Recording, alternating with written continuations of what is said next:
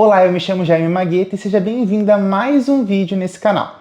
Aqui eu falo sobre tudo que vem na minha cabeça. Pode ser sobre futebol, principalmente sobre o Santos Futebol Clube, sobre MMA, sobre literatura, sobre mangás e sobre animes. De certa maneira, isso aqui é um repertório para mim, para que eu possa utilizar para mostrar para os meus filhos como é que eu era quando eu era mais jovem, para mostrar para os meus netos, para guardar para a posteridade. A internet serve para isso, como se fosse uma grande memória coletiva. E é isso que eu quero fazer aqui. Nesse vídeo eu quero falar sobre os livros que eu li em 2025, né? Principalmente sobre os autores que eu mais gosto, né? Porque eu li ao todo 14 livros esse ano. E é meio difícil falar de 14 livros certinho e tal, e como eles trouxeram coisas para minha vida, de certa maneira, em um vídeo de 30, 40, 50 minutos no YouTube. Então não tem como fazer isso. Então eu assumi que eu consegui falar só de dois escritores que são os que eu mais li esse ano, que é o Dostoiévski, né, o russo, e o Kafka, que é da República Tcheca. Então eu vou falar sobre esses dois caras que me impactaram muito e vou falar um pouco sobre as obras que eu li deles. Ao todo foram 7 obras que eu li, 3 do Dostoiévski e 4 do Kafka. Avisando que eu não vou seguir uma ordem cronológica dos livros que eu li do começo do ano até aqui, porque tem muitos livros no meio e tal, e eu acho que isso não importa um pouco para o que impacta em mim, né? O foco desse vídeo é falar sobre como que esses livros impactaram a minha vida e mudaram a minha forma de enxergar o mundo. O primeiro livro que eu li foi o Carta ao Pai, do Kafka, né? Ele fala sobre a relação dele meio tóxica, né? E de certa maneira com muita admiração que ele tem com o pai dele. Me identifiquei muito sobre esse livro, né? Principalmente com a relação que eu tenho com meu pai, né? Que é uma coisa meio problemática, sempre foi meio problemática e tal. E de certa maneira ele acaba mostrando coisas que eu também passei, sabe? Essa pressão, esses xingamentos, essas coisas que acontecem, ao mesmo tempo que a gente tem essa perspectiva, a gente tem uma certa admiração também, né? E o Kafka sentiu muito disso em relação ao pai dele, e eu sinto muita admiração em relação ao meu pai. Então é um livro que me conectou muito nesse sentido, assim. Talvez eu tenha mais conexão até com a irmã do Kafka, que também admira o pai dela, mas tem um comportamento mais confrontativo a essa figura de autoridade e tal, coisa que talvez eu não tenha... que o Kafka não tenha desenvolvido tão bem quanto a própria irmã, né? Ele era uma pessoa muito intimista, assim, né? E uma coisa que me marcou muito nesse sentido foi como ele acabou guardando esses sentimentos dele para depois lançar uma pedrada, que é esse livro, assim, que é uma carta que ele mandou pro pai dele, acho que é um livro bem pequenininho, assim, e tem 110 páginas, ele manda pro pai dele uma carta, abriu no coração, assim, de verdade. É uma coisa muito assustadora, assim, o jeito que ele escreve. O Kafka escreve bem, de todas as formas. Ele pode fazer um romance, que ele é muito bom. Ele pode escrever uma poesia, que ele é muito bom. Uma carta para Milena, que é muito bom, sabe? Ele é muito bom em tudo que ele escreve, tudo que ele toca, né? Então, esse livro é muito assustador, assim, como alguém consegue se aprofundar em questões da relação entre pai e filho, assim. Por eu ter sido criado numa casa que tinha muitas confusões, assim, eu tive que aprender a me respeitar, a me impor e tal, e de certa maneira até mesmo a impor a favor das pessoas que eu amo, né? Então eu sinto um pouco disso no livro, assim, também, que ele quer se impor, o Kafka, que ele quer fazer uma figura minimamente diferente, ele quer ser um contraponto ao pai dele, só que ele não consegue porque ele tem essa questão de ser super tímido e tal, que acaba burlando ele, impedindo que ele acabe realmente falando os sentimentos dele, né? Por isso que eu falei anteriormente, né, da questão de guardar sentimentos e lançá-los de uma vez só. Às vezes esse movimento de catarse é muito importante, assim, para as pessoas, assim, é importante que você acabe explicando isso e, de certa maneira, colocando para fora aquilo que você está sentindo. Então, se você está vendo esse vídeo aqui, se você tem esse momento, você guarda muitos sentimentos, que não é a minha realidade, que eu sou uma pessoa que recebo sentimentos e já falo, né, sou muito ao contrário, né, eu tinha que segurar um pouco mais meus sentimentos. Mas se você tem esse problema, procure um médico, para alguém para conversar, que você consiga pelo menos extravasar esse sentimento, porque não é bom ficar guardando essas mágoas, assim, sabe? Sentimento negativo é que nem um câncer, assim, sabe? Ele vai te corroendo por dentro, daqui a pouco você tá tomado por ele. E aí é muito mais difícil você se curar disso de verdade, né? As marcas nas almas ficam muito mais fortes quando você tem um câncer mais profundo, sabe? Quando você tem uma doença mais profunda, sabe? As marcas acabam atingindo a sua alma, então é como se o corpo fosse por camadas, assim. Então, enquanto o seu sentimento está na superfície, tenta expor ele o máximo possível, né? Não expor tanto quanto eu faço, né? Mas tenta expor ele o máximo possível para que você acabe se libertando disso e que essas emoções não penetrem na sua alma e te causem feridas na alma mesmo. Uma coisa que me chamou a atenção da família do Kafka, né, que eu fui procurar. Falei assim, nossa, mas quem que é o pai do Kafka? Eu quero ver uma foto dele. Aí procurei na internet lá o pai do Kafka, eu não lembro o nome dele ao certo, né? A irmã do Kafka, a mãe do Kafka, a avó do Kafka, as primas do Kafka, os tios do Kafka. E aí eu fui vendo as datas, né, das pessoas que morreram e tal. Aí tava lá, 1940 e tantos, 42, 43, 41, 39. Aí eu fiquei, nossa, eles morreram todos na mesma época, né? E aí eu lembrei que a República Tcheca fica do lado da Alemanha, né? E ele morou muito tempo em Praga e tal, e Praga foi tomada pelos nazistas e tal. E o Kafka era de família judia, né? Isso me assustou um pouco quando eu descobri que a maioria deles foram mortos dentro de um campo de concentração. Isso me assustou porque você pensar que uma linhagem inteira de pessoas, uma família inteira, um gene inteiro de pessoas foram exterminados por ódio das pessoas, sabe? Por um preconceito, sabe? É uma coisa que, de verdade, sempre me assusta e me deixa bem indignado, assim, de verdade. Coisa que me assustou, assim, sabe? Se eu pudesse definir esse livro em alguma coisa, eu acho que eu definiria ele na palavra reconhecimento. Que eu me senti muito conectado, sabe, reconhecido com a história do Kafka, assim. Mesmo que tenha certas diferenças, né, porque a nossa vida não é unilateral, assim, não é uma coisa muito... não tem senso comum na vida, né, não tem nada que a gente tenha uma experiência que não seja exclusivamente individual, mas ao mesmo tempo a gente tem nossas subjetividades. E isso me marcou muito, assim, sabe, eu olhar para a história, eu ver os comportamentos e ver aquela sensação da mesa da família toda reunida e as pessoas constrangidas e com medo e tal.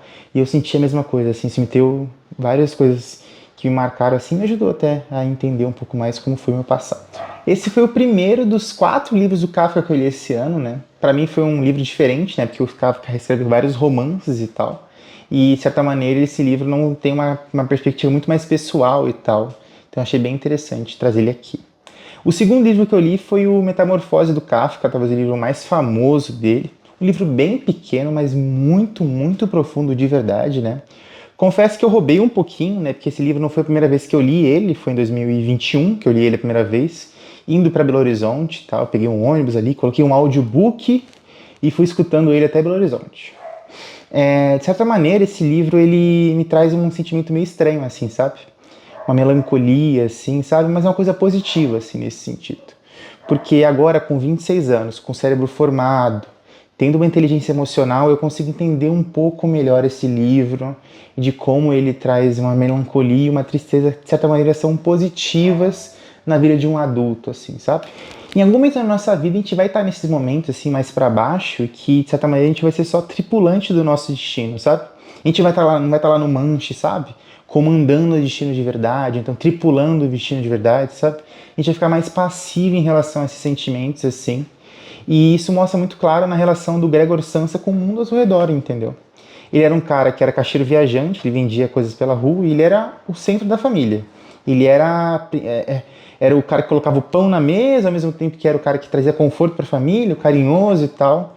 E aí, do nada, ele se viu numa situação que ele virou um peso, entendeu? Um peso para a família dele, para a mãe dele, para o pai dele e tal. E esse sentimento de que você não pode ter controle sobre o seu próprio futuro é um sentimento muito estranho, muito claro de quem está em depressão. Eu já tenho depressão e tal, então me trato para isso, mas é um sentimento de que você não tem perspectiva de futuro. E o Gregor Samsa também sofre muito com isso durante o livro inteiro, entendeu? Com esse sentimento, com essa melancolia, com esse querer falar e não conseguir falar, com essa incapacidade até mesmo de se mexer, entendeu? E isso é muito assustador durante o livro, mas ao mesmo tempo abre um pouco as nossas cabeças assim, para a gente pensar o nosso valor em relação à sociedade, ao mundo, a valorizar quem está à nossa volta hoje, não no futuro, porque a gente pode estar numa situação que a gente dependa das pessoas e que, de certa maneira, querendo ou não, a gente seja um peso na vida delas, entendeu?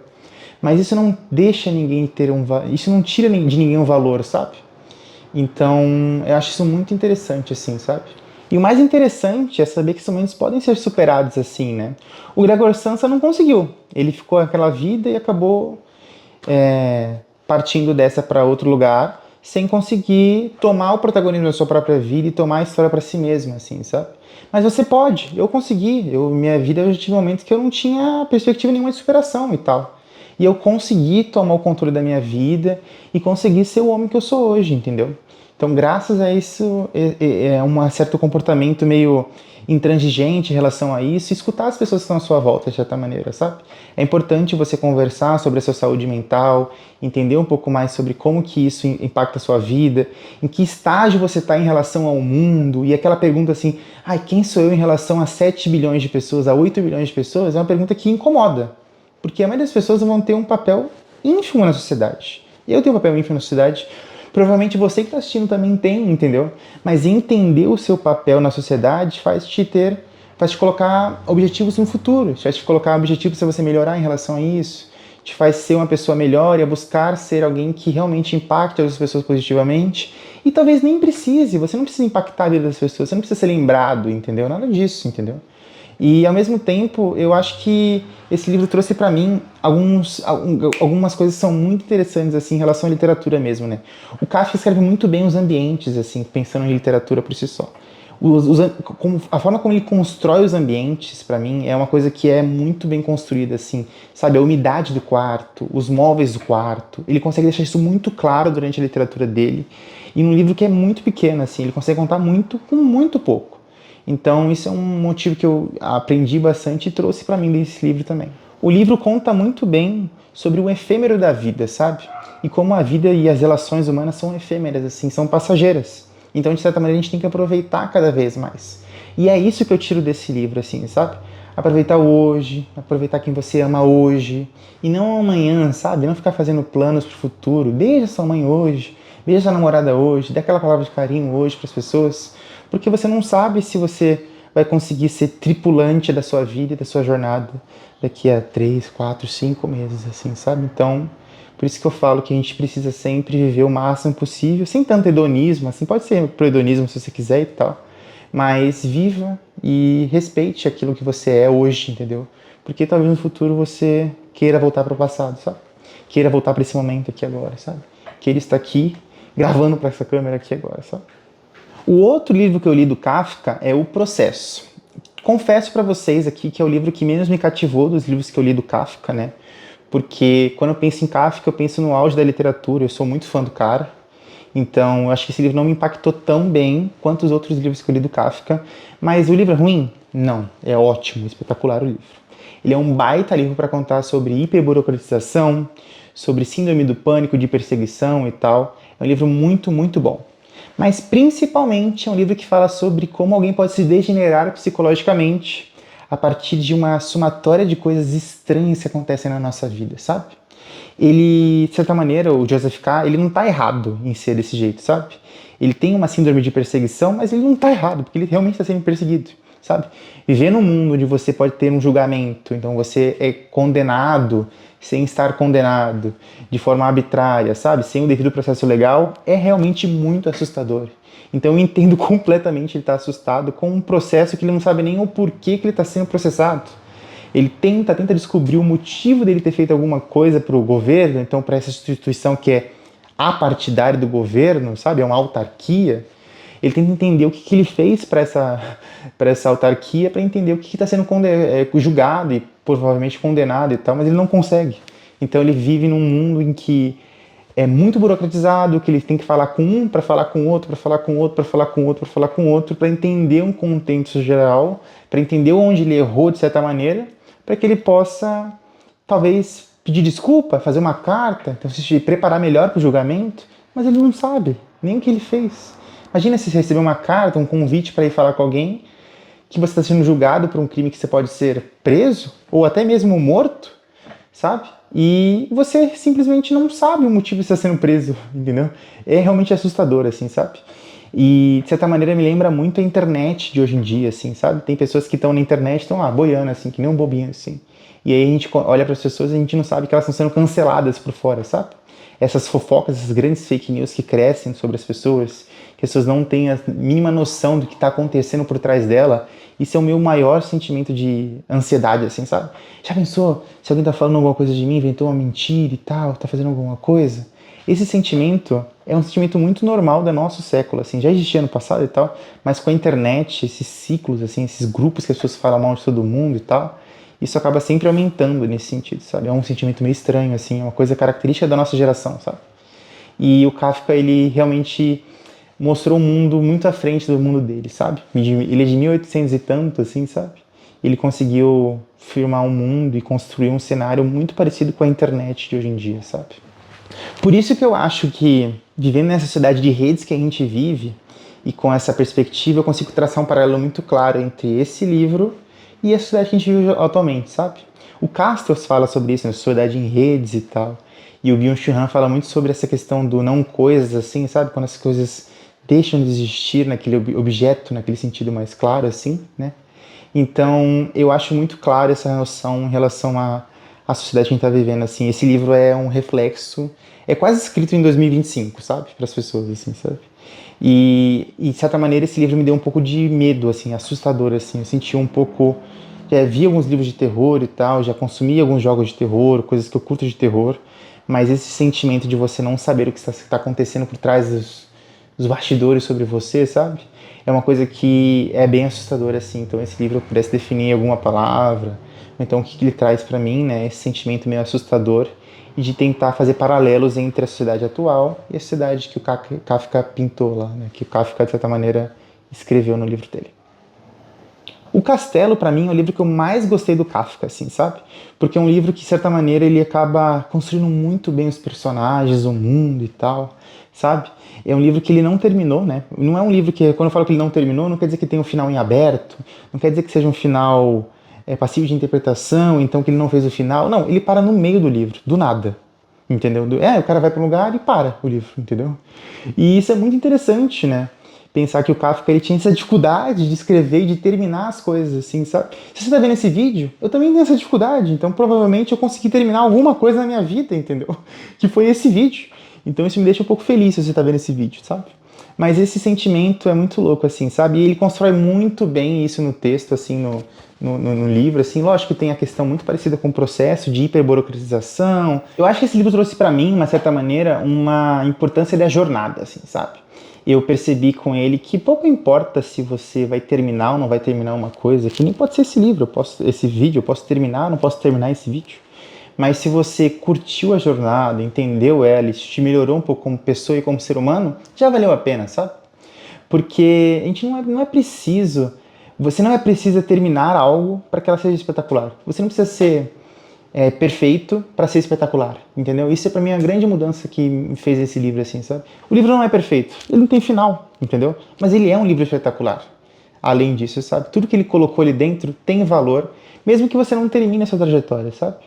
Então isso me ajudou bastante a entender um pouco mais o meu mundo, esse papel, e me fez incentivar a fazer esse vídeo aqui, sabe? Porque mesmo que ele não fique bom, não fique com um final claro e tal, que nem tem a parte 2 que eu quero fazer e tal, vai ser bom da minha maneira, sabe? Vou conseguir colocar isso na internet e tal, e me julgar menos e tal, e vai que alguém goste, que alguém ache esse vídeo minimamente espetacular, como eu achei o livro do Kafka, né? Lógico que eu me comparando um nível bem acima, assim, mas eu tenho direito de sonhar, né? É isso. Um dos melhores livros que eu li esse ano foi o Memórias do Subsolo, tem vários nomes em português e tal, do Dostoiévski, né? Um livro que fala muito sobre a psique humana, assim, e na minha perspectiva tem o melhor primeiro capítulo que eu já li na história. É um livro, capítulo que é espetacular. Começa de uma forma muito clara, assim, né? Eu sou um homem doente, eu sofro do mal do fígado e tal. Uma coisa espetacular de alguém que é super ressentido, assim, sabe? O Dostoiévski tem um domínio claro do protagonista do livro. Ele consegue entender o cara de forma muito aprofundada. É um nível, assim, de literatura e de escrita quase que beirando a filosofia, assim, sabe? Que ele tem uns discursos meio que se misturam com um pouco mais do Nietzsche, com Zaratustra, sabe? Então ele escreve muito bem, assim, sabe? De uma pessoa que é claramente muito ressentida, uma pessoa que tem muitos problemas, que é uma pessoa doente nitidamente, sabe? E isso acaba deixando o livro muito mais interessante, de certa maneira, assim, sabe? O Homem do Subsolo é uma pessoa que é corroída por ódio, por violência, por frustração e principalmente por filha da putagem. Ele é um muito filho da puta, um filho da puta bem ressentido, assim, sabe? E de certa maneira, eu me identifiquei com ele. Eu comentando esse monte de coisas negativas, você fala assim, meu Deus, que absurdo, eu sou uma pessoa má por ser assim? Eu acho que não.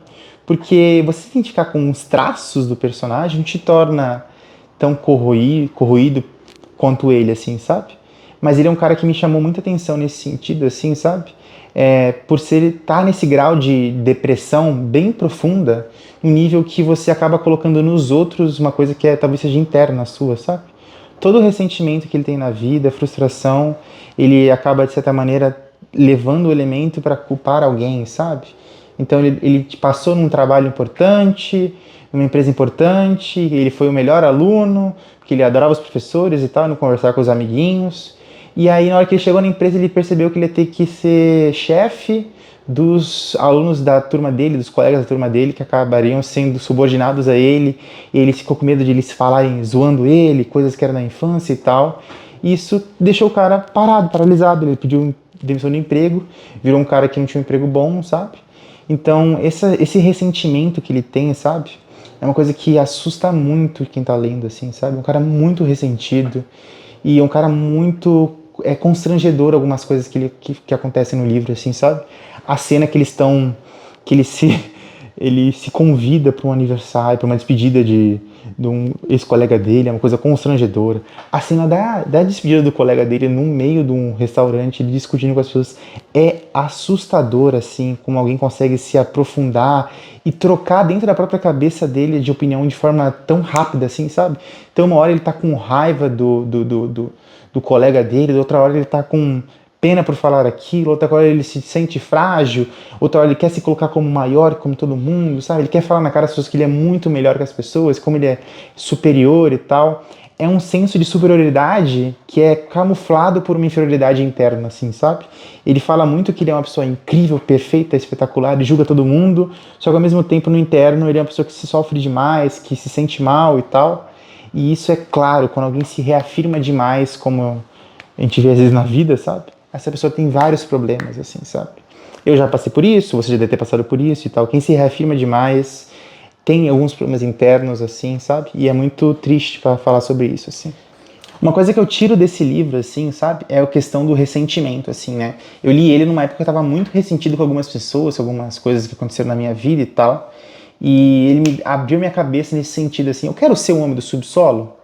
Eu quero ficar nesse lugar de me martirizar por pessoas que muitas vezes não estão lembrando de mim, que não sabem que eu existo, então, sabe, nesse sentido. Então, de certa maneira, ele é um texto que me ajudou muito a abrir a minha cabeça, assim, sabe? O Nietzsche fala muito sobre ressentimento, né? Que o ressentimento, ele acaba corroendo os sentimentos, as emoções e transformando o que é fraqueza em virtude, sabe? Humildade e tal. Então, até o Nietzsche fala sobre isso, né? O sentimento é a prisão das emoções, assim, sabe? Quando você está numa emoção muito tempo nela, presa naquele ressentimento, aquilo acaba te trazendo mal, assim, sabe? Então, é a prisão das emoções de verdade, assim, sabe? Então, eu olhando aquele homem, assim, eu falei assim, eu não quero ser assim, não quero ficar desse jeito, não quero ficar minha vida frustrado, então às vezes deixar pra lá, perdoar, nem perdoar, mas simplesmente deixar pra lá é algo que é fundamental, assim, sabe? Eu lembro de um caso que teve de um homem que assassinou o colega dele de escola 62 anos depois, né? Ele era dos anos 70, dos anos 50 e tal, e ele entrou, recentemente ele foi na casa do amigo dele, com uma arma, deu 4 tiros num senhor de 60 anos de idade, e matou o senhor, a troco de nada, porque ele se sentia ressentido pelo bullying que ele sofreu no passado, sabe? Mas alguém, 60 anos depois, ir na casa de alguém assassinar outra pessoa por causa de uma coisa que aconteceu quando eles eram adolescentes, é uma coisa que pra mim é o exemplo claro de ressentimento, assim, sabe? O exemplo claro que o narrador do Homem do Subsolo poderia fazer, sabe? Principalmente com um colega dele lá que foi pra Sibéria e tal, sabe? Esse tipo de pessoa, esse tipo de gente acaba não vivendo, porque quem cometeu a violência contigo, quem foi filho da puta com você, essa pessoa viveu, teve filhos, viveu, e 60 anos depois você ficou com esse sentimento crescendo, crescendo, crescendo, como se fosse um grande câncer em você, a ponto de que você não aguentou mais e matou a pessoa, mas você não viveu.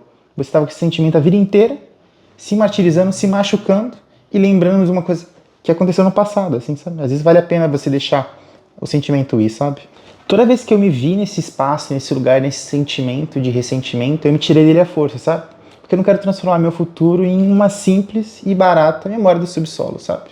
Eu não quero escrever um livro daqui a pouco, sabe?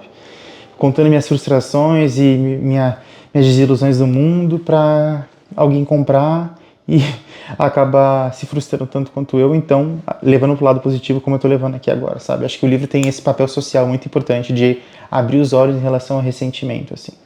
Outro livro que eu li recentemente do Dostoiévski, né, foi o Gente Pobre, né?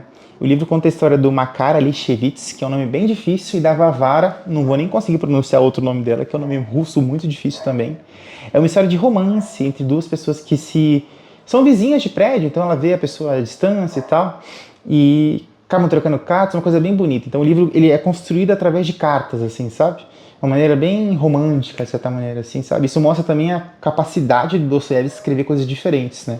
Eu falei que o Kafka não terminava os seus livros, o Dostoiévski ele tinha um outro comportamento que ele tratava a literatura como se fosse o trabalho de verdade, era o trabalho principal dele, assim, sabe? Então ele escrevia incessantemente várias horas, então ele tem muitos livros postados, assim, livros que encomendavam para ele, não era uma coisa que tinha que vir da inspiração. Se eu encomendasse um livro sobre romance, ele ia lá e escrevia, sabe? Ele tem uma perspectiva muito mais profissional disso e é um escritor muito talentoso na minha visão. Junto com o Machado de Assis e o Kafka são os que eu mais gosto, assim, sabe? Tá na trindade dos escritores, assim, que eu conheço, assim, sabe? Ele tem uma profundidade muito grande, assim. E nesse livro conta a história do Makar e da Varvara, né? Que são um casalzinho e tal. Ele tem uma relação meio familiar com ela, ele acho que é tio dela distante e tal. E é um relacionamento que é fundado e estruturado através de mentiras, assim, sabe? Isso me deixou muito intrigado, assim, sabe? O cara vivia dando presente pra Varvara, vivia dando um monte de coisa. Ela sabia que a condição dele não era boa pelos disse-me-disses da rua, sabe? E isso me mostrou, tipo, depois que ela ficou sabendo que ele não estava se endividando para conseguir fazer coisa, ficou uma situação muito constrangedora, assim, sabe? Tem um plot twist no final, que é uma coisa bem interessante, que ele sempre gostou dela e tal, e acaba ela tendo outra decisão da vida e tal, mas não vem aqui o caso, dar um spoiler de um livro para vocês aqui. Mas uma coisa que me tirou o sono desse livro foi a história de um dos vizinhos do Makar, sabe? Do prédio dele, sabe? Ele tinha sido acusado, né, por corrupção, né, dentro da prefeitura, ele era funcionário público, sabe? Acabou perdendo emprego e ficou anos e anos lutando na justiça para provar a sua inocência, sabe? Com o processo em julgamento e tal, o processo rolando e tal, e a moral dele foi lá embaixo, assim, sabe? Ele acabou não conseguindo emprego em lugar nenhum, não conseguiu ter credibilidade com ninguém, todo mundo enxergava ele como se ele fosse um corruptor, sabe? Como se fosse um bandido, assim, sabe? Nesse tempo ele teve outro filho, já tinha 2 filhos, ele teve um outro filho, então ficou mais difícil sentar uma casa com ele, a mulher e mais 3 crianças, assim, sabe? E ele acabou tendo muita dificuldade financeira, o cara passava fome com as crianças no apartamento dele, ele devia aluguel e tal, e passou anos e anos com esse sentimento de frustração e com muitas tragédias familiares, assim, sabe? Além da fome, ele perdeu um desses filhos dele, sabe? Uma coisa que é bem triste, um momento que é muito triste no livro, assim, que dá um pouco o start, assim, na relação do Makar com a Varvara, né? Porque ele olha assim, minha vida é uma merda, eu tô endividado, isso aqui. Na hora que ele olha pro lado, tem um pai de família sendo acusado de corrupção, que perdeu a moralidade na sociedade, sabe? Com um filho morto, que não consegue nem comprar um caixão para fazer um velório pro filho dele, sabe? Tem que pedir dinheiro para comprar um caixão pro filho dele. É uma coisa bem constrangedora e bem triste, assim, muito triste de verdade. E me chocou, assim, me tirou um pouco o jeito de enxergar o mundo, quando no final do livro, né, não no final do livro, mas pro meio do final do livro, ele sai o julgamento dele e ele foi inocentado. Que ele era um homem que era incorruptível, não era um cara que fazia corrupção, ele estava até mesmo, ele tinha denunciado esse cara antes para a prefeitura e tal, e ele é inocentado. E ele faz questão de ir em todos os lugares que ele devia dinheiro e tal, e falar para as pessoas que a vida dele ia melhorar, que ele ia conseguir pagar, porque agora ele tinha sido inocentado, e mostrava o documento de comprovação de inocência dele, né, o julgamento e tal. Aí fez uma festa com um pouco dinheiro que ele tinha, as pessoas agradeceram ele. Foi em cada quarto dos colegas dele, mostrar para as pessoas, jogou dominó, jogou carta, ficou feliz, comprou um vinho, bebeu com a mulher, que ele tinha muito pouco dinheiro, mas comprou um vinho, bebeu com a mulher, ficou muito feliz, olhou para a filha dele e falou o seguinte, filha, a gente conseguiu e tal, a partir de agora eu falei pra você que eu não era corrupto e tal. E aí ele foi dormir e ele morreu, sabe? E isso me tirou um sono às vezes, assim, sabe? Porque ele colocou um objetivo na vida dele claro, que era provar a sua inocência, assim. Depois que ele atingiu aquilo, ele ficou sem sentido na vida, sabe? E ele faleceu. É uma coisa que foi muito assustadora pra mim, porque na hora que a família ia recuperar, na hora que a família ia ficar bem, na hora que eles iam conseguir um emprego, na hora que ele ia voltar a ter a moral que ele tinha antes, na hora que ele ia conseguir talvez até o mesmo um dinheiro da prefeitura por ter mandado ele embora antes de forma injusta e tal, ele morre, sabe? É um mundo pregando peças, assim, de uma maneira, assim, assustadora, assim, no livro, assim, sabe? É uma coisa que me deixou muito chocado. Eu falei assim, bah, não merecia esse final, sabe? Mas o Dostoiévski mexe muito bem com essa questão do trágico, assim, sabe? E isso, de certa maneira, foi muito corajoso dele escrever desse jeito, assim, sabe? Muito corajoso. E me marcou muito essa parte do livro, assim, de verdade. Acho que é isso que eu vou tirar disso, sabe? Colocar objetivos na minha vida, mas não fazer que eles se tornem os únicos objetivos da minha vida, sabe? O meu objetivo, claro, é passar no mestrado. O meu objetivo, claro, é fazer tal coisa, é casar com tal pessoa, sabe? Não colocar esse espaço na minha vida como se fosse o senhor da minha vida, sabe? Nesse local, assim, sabe? Diversificar um pouco mais os meus sonhos, assim, sabe? E principalmente não somatizar tanto por questões que não estão no nosso controle, sabe? Ele acabou sentindo demais uma coisa que não tinha controle. Ele tinha um julgamento que demorou anos e anos e anos para sair, sabe? E ele não tinha controle sobre isso, e aquilo martirizou ele de uma maneira que, depois que aquilo saiu, ele não tinha mais nada por dentro, sabe? Acabou falecendo. É muito triste, e talvez o momento que eu mais fiquei de boca aberta lendo um livro esse ano foi essa parte, assim, sabe? Foi uma coisa muito chocante, assim, de verdade. Já em Noites Brancas, o enfoque é numa relação de amizade, quase que uma friendzone, assim, sabe? Dostoiévski foi o primeiro cara a escrever sobre friendzones, assim, dentro do que a gente sabe de literatura clássica, assim, sabe? Conta a história de um cara que conhece uma guria, né? A Natieska, né? Natieska, acho que é o nome dela. E ela é apaixonada por um outro homem e tal. Eles conversam sobre a vida. E é um cara muito deprimido que não tem contato com as pessoas, não tem amigos, não tem ninguém, sabe? E ele vê naquela guria uma figura de amizade inicialmente, sabe? Alguém que ele pudesse conversar e que, de certa maneira, trouxesse cor para a vida dele, sabe?